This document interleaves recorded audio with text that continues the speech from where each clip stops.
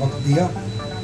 जहाँ तक ground reality की बात अगर मैं करूँ तो ये एक हफ्ता कबल की बात है कि एसडीएम साहिबा सुरनकोट ने एक जुडिशल ऑर्डर पास किया 145 के तहत एक कार्रवाई की, एक लैंड को अटैच किया। उसका अटैच कानूनी जो है प्रोविजंस ये कहते हैं कि जब कभी ब्रीच ऑफ पीस या लॉ एंड ऑर्डर की प्रॉब्लम हो तो अपने प्रॉपर्टी को अटैच करना है। तो अगर ऑर्डर कोई ऑफिसर जुडिशियल ऑफिसर उन्होंने किया है, एज ए मैजिस्ट्रेट किया, अगर उस ऑर्डर में अगर कोई गलती है, इलीगलिटी है, तो आप उसको अपील कर सकते हो। तो जब कोई officer as a judicial institution में काम करके वो एक ऑर्डर पास करता है, उसके खिलाफ प्रोटेस्ट नहीं होते, अपील्स होती है। सबसे पहले एज ए लॉयर मैंने बड़ा इसको एग्रीड फील किया कि एसडीएम मैडम के खिलाफ जो है वो इस तरह की प्रोपेगेंडा और वहाँ पे ये सिस्टम किया गया, ये एक टारगेट किया गया उसको, ये गलत है। उसके बाद फिर एक जैसे मनाज साहब ने डिटेल में बताया, पुंछ के एपिसोड को अपॉइंटमेंट ना मिलना, उसको लेकर जम्मू में जाकर इशू बनाया और इश्तियाक भट्टी साहब ने इसको लीड किया, जो अक्सर सुर्खियों में रहते हैं कि 2 कम्युनिटीज़ और 2 क्लासेस के लोगों को लड़ाने में। तो मैं सरासर इस बात की जो है मैं इसको कंडेम करता हूँ और मैं मांग करता हूँ कि एडमिनिस्ट्रेशन को इस तरह के एलिमेंट से जो है होशियार रहना चाहिए। रहा आपका सवाल का ताल्लुक कि वो एडमिनिस्ट्रेशन क्या है, देखो मैंने कभी भी ज़िंदगी में एडमिनिस्ट्रेशन की तारीफ नहीं की। मैं हमेशा इससे 2 साल पहले उठाए, जब डीसी साहब थे अर्स्ट पहले साहब का, मैं हर दिन उनके खिलाफ लिखता था क्योंकि वो गलत करते थे। तो जब आपके पास डिस्ट्रिक्ट में इस वक्त कोई ऑफिसर अच्छा है, सब डिवीजन में अच्छा है, पुलिस में अच्छा है, तो आप क्यों बिला वजह उनको जो क्रिटिसाइज करेंगे? जब वो गलत करेगा तो सबसे पहले उनको क्रिटिसाइजर मैं हूँगा। जब वो गलत नहीं करेंगे तो अच्छे ऑफिसर्स को कुछ टैलेंटेड लोग इस तरह से ब्लैकमेल करके, ताकि ये लोग बाहर जाएं और गलत लोग आएँ, ताकि हम उनसे इलीगल काम करवा सकें। उनकी मंशा ये हो सकती है। हमारा ये मानना है कि जो ऑफिसर्स हैं फॉर द टाइम बीइंग, जैसे हमारे एसडीपीओ सुरनकोट हो, एसडी मैडम हो, एडीसी साहब हो, या कोई भी हो, दे आर डूइंग वेल, बहुत अच्छा काम कर रहे हैं, गरीब लोगों से जुड़े हैं, ये किसी माफिया के साथ जुड़े नहीं हैं। तो इस तरह से इन लोगों को बदनाम करके अपने वेस्टेड लोगों को लाना, मैं समझता हूँ ये गलत है। उनके खिलाफ तीनों लोगों का बड़े दुख की बात है कि यहाँ एक माफिया है जो वक्तन फक्तन वैसे बदमनी के टाइम में जब मिलिटेंसी अरूज पे थी तब तो उनका काम चला, लेकिन आप क्योंकि नॉर्मल हालात हैं, हमारे मुल्क के वजीर आज़म चाहते हैं कि डोर टू डोर वजीर आज़म ये चाहते हैं कि मेरी स्कीम है वो हर बंदे तक जाए। हालिया गवर्नर साहब तशरीफ लाए हैं, उन्होंने कोई कसर नहीं छोड़ी कि ये मिले या ये ना मिले। अगर चेयरमैन मिलता है, डीडीसी चेयरमैन यानी मोहतरमा मिलती है, यानी बीडीसी चेयरमैन मिलता है, तो क्या जरूरी है सरपंच और पंच की? अब हम 13 यहाँ काउंसलर हैं, हमारे तो 4 ही के, चारों से बात हुई और अच्छे माहौल में बात हुई। असल में महमूद साहब, कुछ लोगों का ये प्रोग्राम है कि हम इसको हिंदुस्तान ना रखें, इसको वजीरिस्तान बनाएं। तो मैं उनसे ये गुजारिश करता हूँ कि ये कभी वजीरिस्तान नहीं बनेगा। ये जो आपने नई एक बात छेड़ी है, ये आप जब सब लोगों को ये पता चल जाएगी तो मेरा ख्याल है इसके नताइज उल्ट निकलेंगे। हमने ना किसी को हिंदू समझा, ना किसी को पहाड़ी समझा, ना किसी को मुसलमान समझा और ना किसी को गुजर समझा। अगर आप समझा रहे हैं कि नहीं एक ही लोग होने चाहिए, उसके अलावा जो आएगा वो हमारे नहीं मानेगा, तो हम उसके खिलाफ हो जाएंगे। ये वजीरिस्तान नहीं है दोस्त, ये हिंदुस्तान है और मोदी का हिंदुस्तान है। आज की डेट में नकेल डालना चाहती है सरकार। मैं कहना चाहूँगा तमाम बाला अफसरान से, लेफ्टिनेंट कर्नल साहब से, मेरे समेत जो खड़पेंची करता है, अगर वो नार्म से हट के बात करता है, वो माफिया कायम करना चाहते हैं, वो 5 मरले जमीन तोहफे में लेके और ये कहें कि हम एसडीएम को हरास करें, वो ये चाहते हैं कि हमारी डीएसपी फोन सुने, हमारा एसएचओ फोन सुने, हमारा एसएसपी फोन सुने। क्यों? मैं ये कहना चाहता हूँ आपके तीनों चैनलों के माध्यम से, निहायत डीसी साहब एक अच्छी शख्स है, निहायत एसएसपी साहब एक अच्छे आदमी है, एडिशनल एसपी जो बशारत है वो तो डीसी लगता ही नहीं, वो लगता है एक आम आदमी है। और हमारा कुल मिला के एसडीपी सुनकोट वो तो शरीफ नफस आदमी। मैं कई बार कहता हूँ कि आपको पुलिस में भर्ती नहीं होना चाहिए था, आपको कहीं मास्टर लगना चाहिए था। और एसडीएम साहिबा जो है बेचारी, वो तो जुबान से बोलती ही नहीं है, तो कैसे लोग चाहिए? फिर हमारा एसएचओ, इनको वो आदमी चाहिए ना जो लाखों रुपए खुद भी खाए और लोगों को भी खिलाए। ये बेचारा जो है किसी से ना चाय पीता है ना किसी को बुलाता है। मैं आपसे ये गुजारिश नहीं, एसएचओ साहब की बात,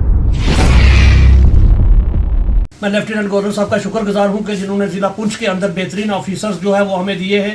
चाहे वो डिप्टी कमिश्नर पुंछ हूँ, SSP पुंछ हूँ, या हमारी तहसील सोरनकोट के अंदर जितने भी ऑफिसर हैं, एक बेहतरीन स्टाफ जो है इस वक्त हमारे अंदर मौजूद है।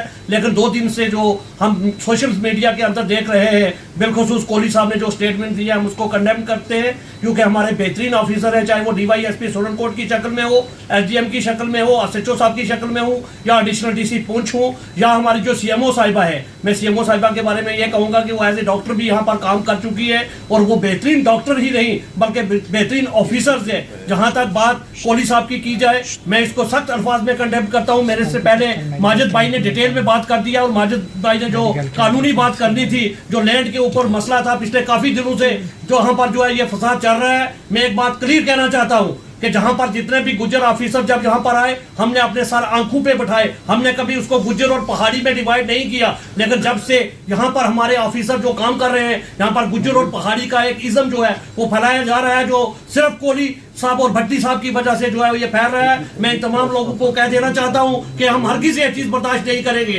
क्योंकि गुज्जर भी हमारे भाई हैं, पहाड़ी भी हमारे भाई हैं। लेकिन अगर किसी हमारे ऑफिसर्स को तंग किया जाएगा, चाहे वो किसी भी शक्ल में हो, चाहे वो DYSP साहब हो, SDM साहिबा हो, या एडिशनल DC हो, या CMO साहिबा हो, हम हरगिज़ ऐसी चीज बर्दाश्त नहीं करेंगे। अगर वो गलत ऑफिसर है तो उनके खिलाफ कानूनी कार्रवाई हो, लेकिन ऐसे ऑफिसर जिंदगी में हमें नहीं मिल सकते। ये बेदाग ऑफिसर है, इनके खिलाफ किसी किस्म का कोई भी एलिगेशन आज तक हमने नहीं देखा। हम बाजार में रहते हैं, आप देखिए कि DYSP साहब को जब भी फोन करो, SHO साहब को फोन करो, कोई भी मसला हो फौरी तौर पर हल किया जाता है। आज तक हमने कभी करप्शन का एक भी एलिगेशन इन ऑफिसर्स के ऊपर नहीं देखा है। ये जितने भी एलिगेशन लगा गए हैं हम इसको कंडेम करते हैं सख्त अल्फाज में। खाली ये जो हम लोग बैठे हुए हैं यही नहीं, बल्कि 95% यहाँ की जो पॉपुलेशन है इस चीज को कंडेम करती है।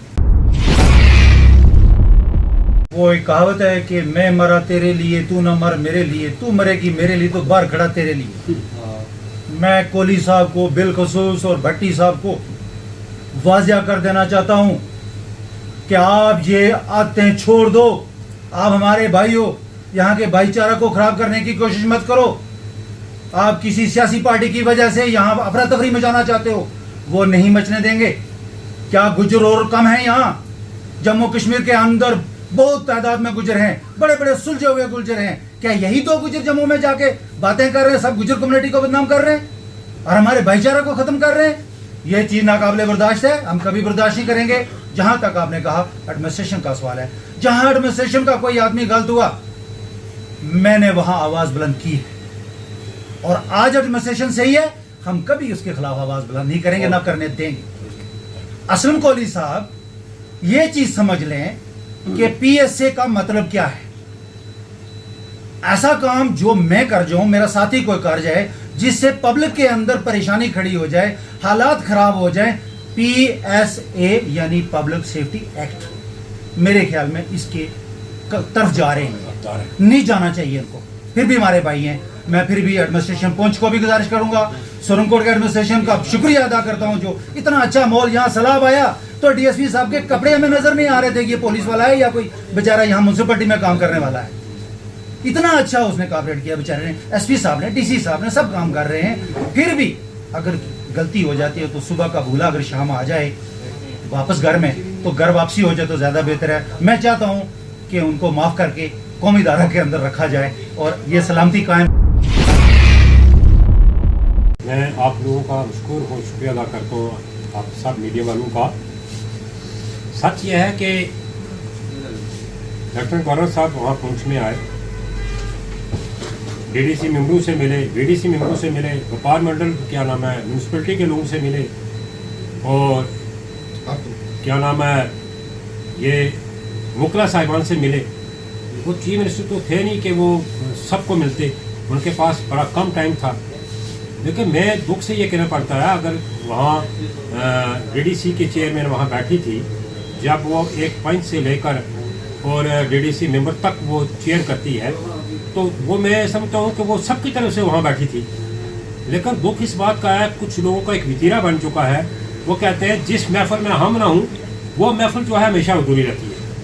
ये DSP साहब खराब हैं, ये वर्दी वाले चोर हैं, ये वर्दी जो है मिलिटेंटों की शक्ल में है। मैं सरकार से पूछ लेता हूँ, ये वर्दी जो है हमारी शान है, ये वर्दी ऐसे नहीं मिली है, ये बड़ी कुर्बानी की बात हमें वर्दी मिली है।